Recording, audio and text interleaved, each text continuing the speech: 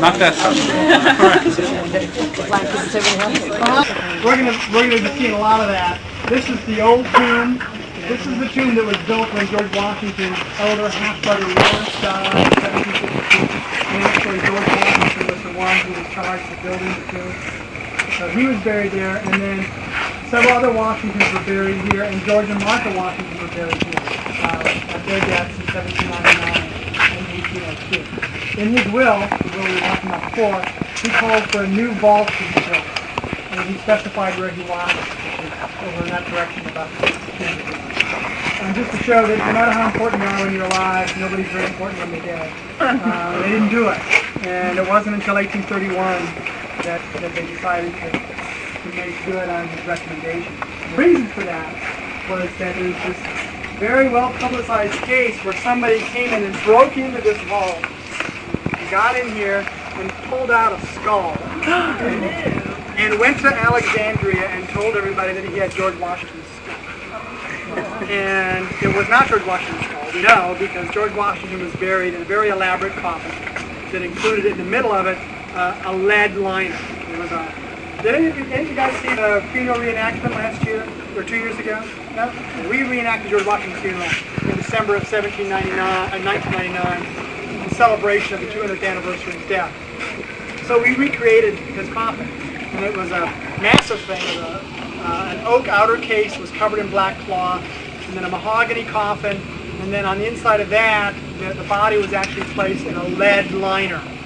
And this was not common in this time period, but for very, very wealthy individuals, it was something that was oftentimes done.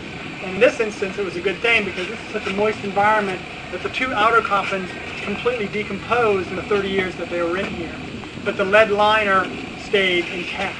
And so that's why we know that the skull that this fellow got was not George Washington's skull. But it was some other Washington family member. The bottom line is that this was so embarrassing to the executors and the owners here that they decided to go ahead and follow Washington's wishes. So they built a new tomb in 1831, located not far from here, and then all the bodies were transferred from this vault to that vault in 1831, and that's where they are. That's where they are today.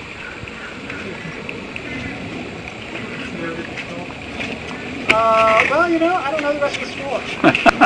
That's not documented. Well, it could have been lots of folks, exactly. But everybody in here was a Washington. So. It seems that there's not much there. Yeah, it's just a lock. There's a simple stone vault in here. It's like a small space. It's 14 by 20 feet or something like that. So it was not a very large thing.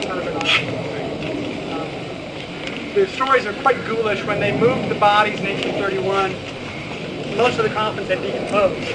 And so there are several accounts of doing this in 1831. And one account talks about the pieces of coffin and human remains that were scattered, all around the yard. Presumably they gathered them